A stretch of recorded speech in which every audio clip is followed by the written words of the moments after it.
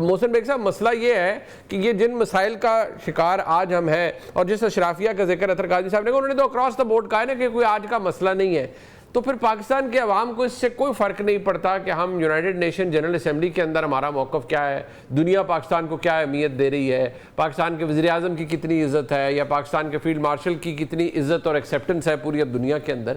شاید جو عوام ہیں یا جن کے بنیادی مسائل حل نہیں ہو رہے ان کو یہ چیز میٹر نہیں کرتی. ان کو میٹر کرنی بھی نہیں چاہیے منیب صاحب. بیسیکلی جو بندہ بریانی کی پلیٹ کھائے اور راشن گھر میں ڈلوا کے ووٹ دے دے اور پھر انہی لوگوں سے شکوہ کس چیز کا؟ یہ شرفیہ جس کو کہتے ہیں جو ووٹ آپ سے خریدتے ہیں، ان سے آپ کو گلہ تو نہیں ہونا چاہیے. تو عوام کو بہت عرصہ پہلے بھی اور ابھی بھی یہی فیس کرنا پڑے گا اور کرنا بھی چاہیے. آپ یہ جو میرا بھائی بات کر رہا تھا، یہ تو کتابی باتیں ہیں، پاکستان میں لاگو ہی نہیں ہوتی. یہاں کبھی عوام کا کسی نے سوچا ہی نہیں. عوام نے خود اپنا حالات بدلنے کا نہیں سوچا، تو حکمرانوں سے کیا گلہ کرتے ہیں یہ لوگ؟ تو مقصد یہ ہے کہ جو حالات آج ہیں انٹرنیشنلی اور ڈومیسٹک، میں نہیں سمجھتا ڈومیسٹک عوام کی کوئی رائے سننے والا ہے. پہلے بھی نہیں تھا، سب جھوٹ تھا. عوام کی بات اپوزیشن میں رہ کے سب کرتے ہیں، اقتدار میں آ جائے تو عوام ان کو شاید نظر نہیں آتی.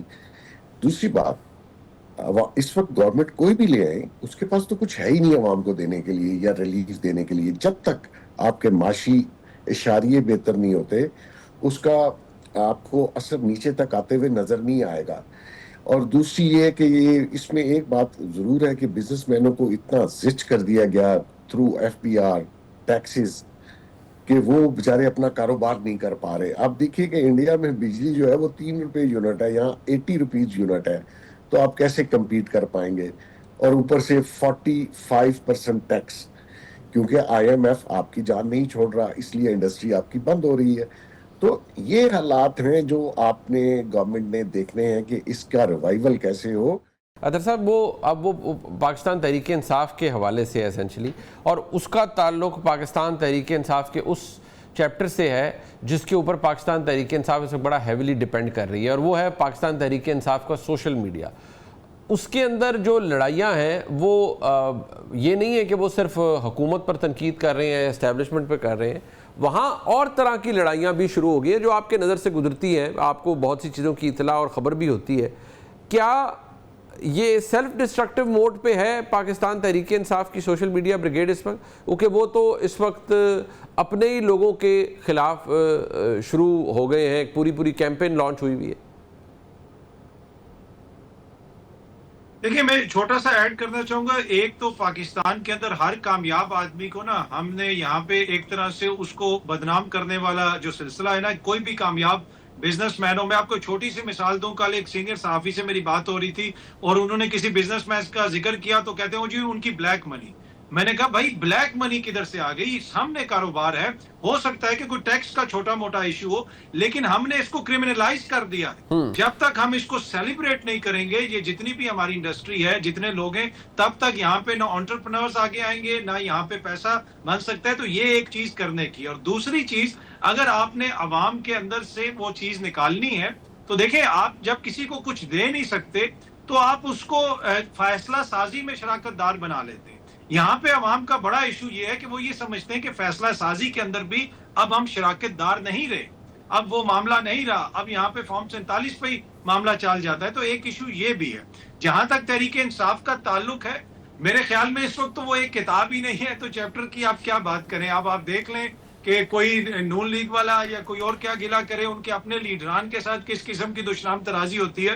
تو آپس کی تو ان کے بہت سارے مسائل چل رہے ہیں، کوئی اون کرتا ہے، کوئی اون نہیں کرتا.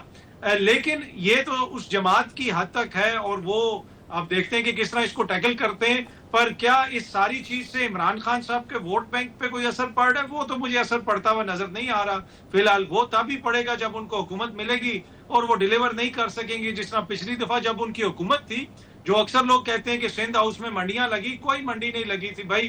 نون لیگ کا ٹکٹ چلا تھا، راجہ ریاض صاحب دیگر لوگوں کو پتا تھا کہ پی ٹی آئی کے ٹکٹ پہ ہار جائیں گے. نون لیگ کا ٹکٹ کا وعدہ ہوا اور لوگ اس طرف چلے گئے. تو جب حکمران یہاں پہ ہوتے ہیں وہ ڈیلیور نہیں کر پاتے تو پھر اسی کا یہ نتیجہ نکلتا ہے. تو یہ ان کی بھی تبھی مسائل جو ہیں وہ حکومت والوں کے، عمران خان والے ختم تبھی ہوں گے جب عمران خان صاحب کے ہاتھ میں کچھ آئے گا اور وہ ڈیلیور نہیں کر سکیں گے. Towards the end Mohsin Baig sahab, Imran Khan صاحب کے ہاتھ میں کب تک کچھ آئے گا؟ کیونکہ یہاں تو اس وقت پاکستان تحریک انصاف کے لیے کوئی سیاسی سپیس بنتی ہوئی نظر نہیں آ رہی، بلکہ کچھ بھی تبدیل نہیں ہو رہا پچھلے 2-2.5 سالوں سے ہم دیکھ رہے ہیں. منیب صاحب ان کے ہاتھ میں میرے خیال میں اگلے ویک اور 2 ویک کے اندر 14 سال یا عمر قید کی سزا آئے گی مزید توشہ خانہ کیس میں، اور وہ جہاں ہیں بہت عرصہ وہیں رہیں گے. تو جو انہوں نے کرنا تھا وہ کر دیا. جو منافقت جو اس معاشرے میں بگاڑ لائے، جو گھروں میں لڑائی، اور یہ جو سوشل میڈیا بریگیڈ کی آپ بات کر رہے ہیں، یہ دیکھیں یہ وہ بوتل میں سے جن نکالا جو انہی کو لڑے گا. لوگوں کو تو کاٹا اس نے، لیکن اینڈ آف دا ڈے یہ اللہ کی قدرت ہے کہ ان کو بھی کاٹے گا. تو یہ اسی طرف آ گیا. مکافات عمل ہے جو لوگوں کے لیے کیا انہوں نے.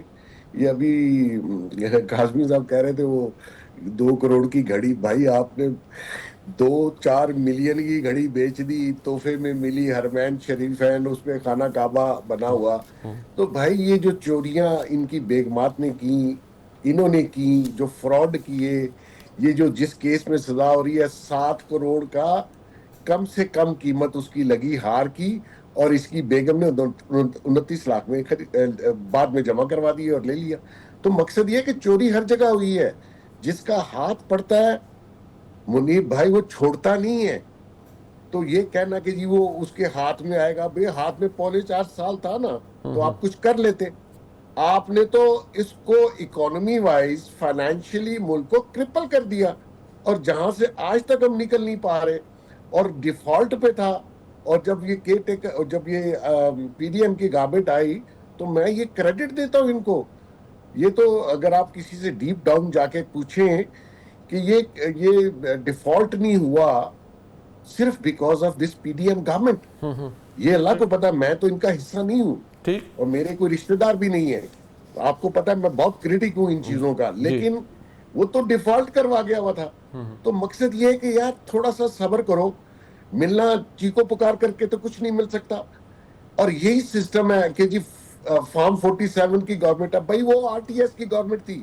آر ٹی ایس کس نے بیٹا، میں اس کا گواہ ہوں. یہ ٹاور ٹیلی فون کے بند کر کے اس کو جتایا، پھر بھی 1 ووٹ کا فرق سے جیتا. تو مقصد یہ سارے لوگ اسی کے چٹے بٹے ہیں. بھائی یہ کون سا سسٹم، کو امریکہ میں تھوڑی بیٹھے ہیں، یورپ میں تھوڑی بیٹھے ہیں. ٹھیک ہے، میں تھوڑا صبر کریں. اب ہمیں بھی پارٹیسپیٹ کرنا چاہیے. ہمیں بھی، ہمارا بھی ملک ہے، ہمیں بھی اس میں پارٹیسپیٹ کر کے اس کو آگے لے کے جانا ہے. رونے دھونے سے کچھ نہیں بنے گا. رائٹ.